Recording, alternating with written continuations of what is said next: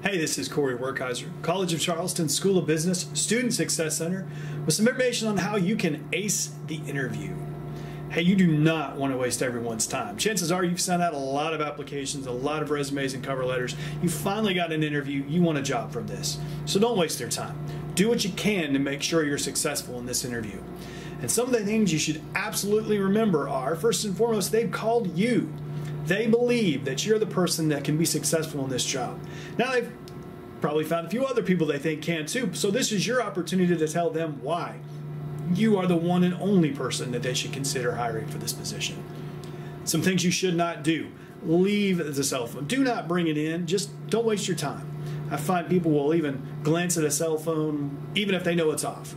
Don't be late, and by that I mean be early. If the interview's at 9:30 and you think I'm going to get there at 9:29, you're late. Get there ahead of time. Don't lie, don't make stuff up. Be careful what you say and how you say it. You don't want to offend anyone in the interview because that's a quick way to not get hired. Be happy to be there. You probably have applied to a lot of different places. You finally got an interview. Don't walk in there like you don't want to be there.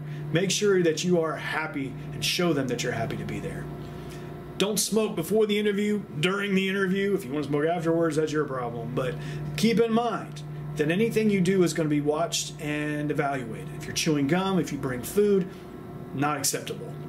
Try not to let your nerves show too much. I know that's easier said than done, but focus on what you're saying and think about your answers.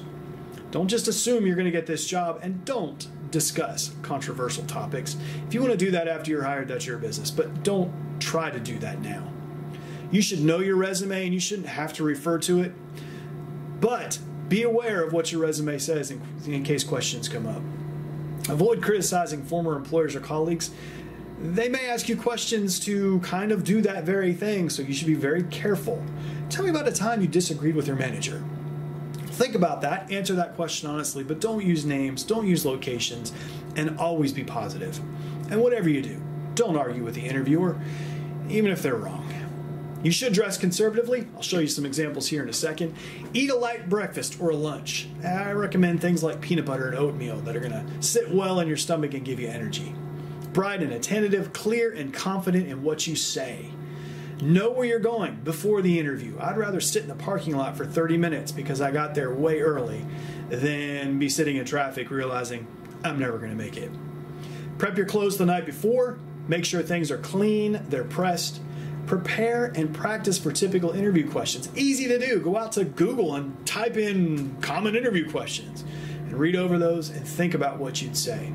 Give them real examples. If you can give them percentages and numbers, that's useful too, but be able to back those up with hard facts.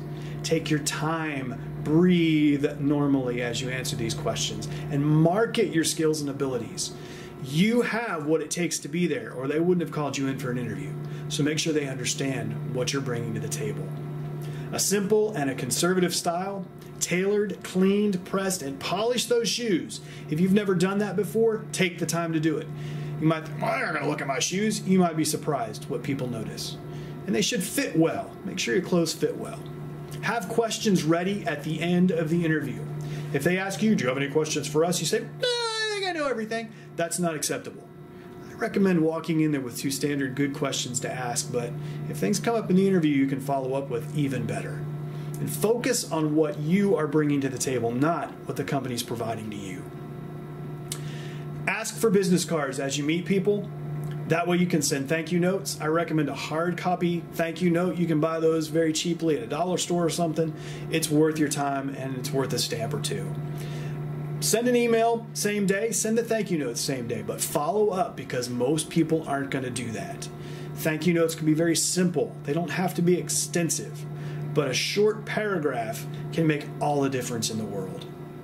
If you want to practice your video interview practice, hey, that's easy to do with Big Interview. We've got that set up. Just go to cofcbiginterview.com, cofc.biginterview.com. You can create your account, practice. You're going to be good to go. It's going to make a difference. Hey, always keep in touch. Let me know when I can help you with resumes, cover letters, interviews, anything like that. I'm always here to help you in the Student Success Center. Beatty 100. Stop by anytime.